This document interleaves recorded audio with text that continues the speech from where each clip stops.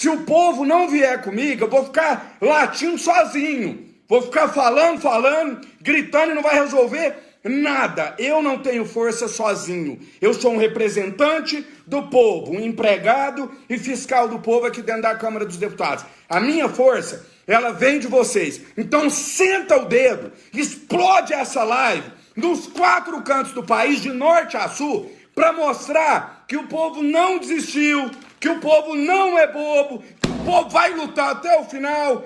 O senhor acredita que não há espaço, digamos assim, a necessidade das pessoas é grande e aí será necessário estender o auxílio emergencial até limite? Eu acho que é exatamente isso que tem de ser feito.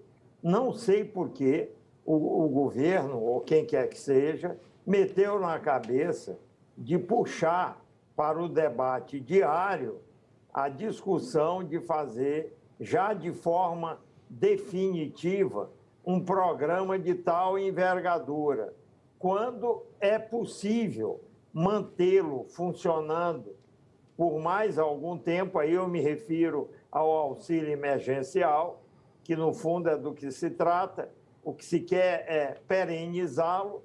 Então, por que não mantê-lo para atender as pessoas em grande necessidade, até que a gente entender que os efeitos da pandemia terão cessado? Quero dizer o quê?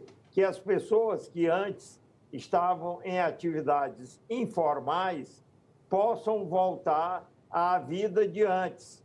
Aí a gente terá condições de discutir melhor se vai ser possível fazer algo para essas mesmas pessoas de forma permanente após a pandemia.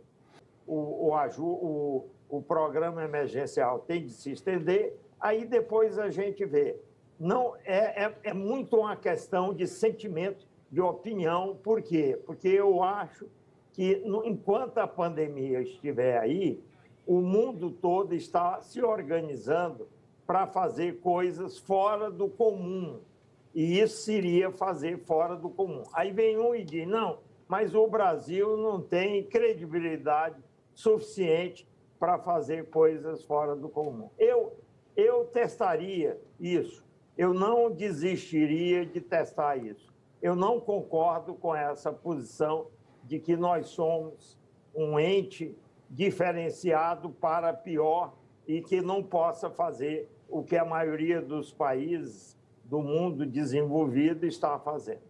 Agora, senhor Raul, para fazer isso seria necessário, então, mudar a legislação. Nós temos a emenda constitucional 95, que é a emenda do teto dos gastos públicos. Então, para poder estender esse auxílio e, digamos assim, abrir espaço fora do teto, a PEC da emergência de guerra, a PEC de guerra, né, que foi aprovada justamente para o período da pandemia, teria de ser aí estendida. Essa é a sua opinião?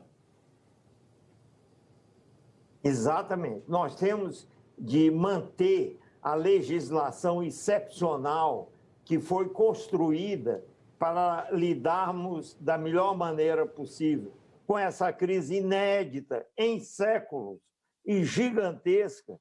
Nós tínhamos de manter a mesma legislação, estender o prazo, o Congresso entender que isso é fundamental e depois, quando a pandemia, como eu disse, cessar seus efeitos, os informais, que hoje estão sem poder fazer nada, voltarem às suas rotinas, aí você pode já repensar o que vai fazer para o futuro com essas pessoas. Mas até lá é uma questão de estender. Eu não sei por que há tanta resistência.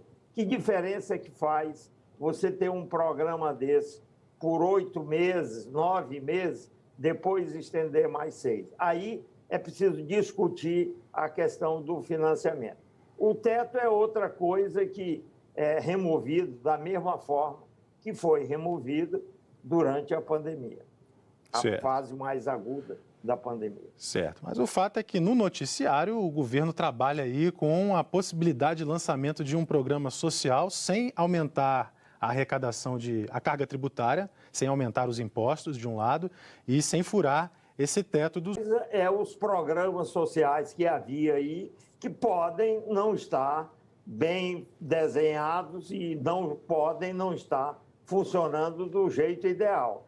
Nós temos de estar sempre olhando para o que está em vigor e procurando aperfeiçoar. Isso vale para qualquer programa de governo, não só para o Bolsa Família. Qualquer programa tem de ser acompanhado, avaliado e ajustado. Isso é uma coisa à parte.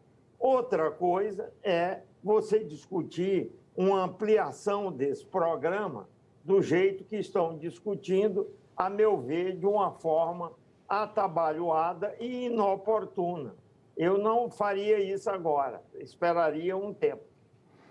Perfeito. Então, consultor econômico Raul Veloso, uma das alternativas que seria o governo se endividar mais para poder manter esse auxílio emergencial por mais algum tempo. O senhor não vê um risco de inflação nisso? Até há algumas semanas o preço do arroz disparou, aumentou muito. Se o governo imprimir esse dinheiro, existem remédios para conter uma elevação abrupta dos preços? Pois é, aí é que as pessoas têm de entender um pouco melhor o que é que se passa nessas situações limítrofes, como a que nós estamos vivendo. Quando nós estamos numa situação de total desânimo, desalento, desemprego em massa, economia não cresce, nessas horas, ativar a economia faz bem, não é mal.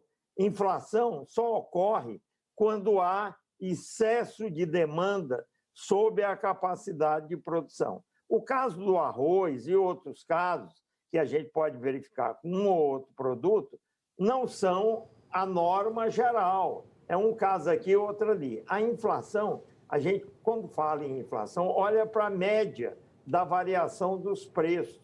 E isso não deve mudar de forma significativa nos próximos meses. Até a economia, para a gente discutir essa possibilidade, primeiro me traga a economia reaquecida. Gente, o Brasil está crescendo estava crescendo em volta de 1% há vários anos. Agora ele está no negativo. Não existe esse risco de inflação num momento como esse. Isso é o primeiro ponto.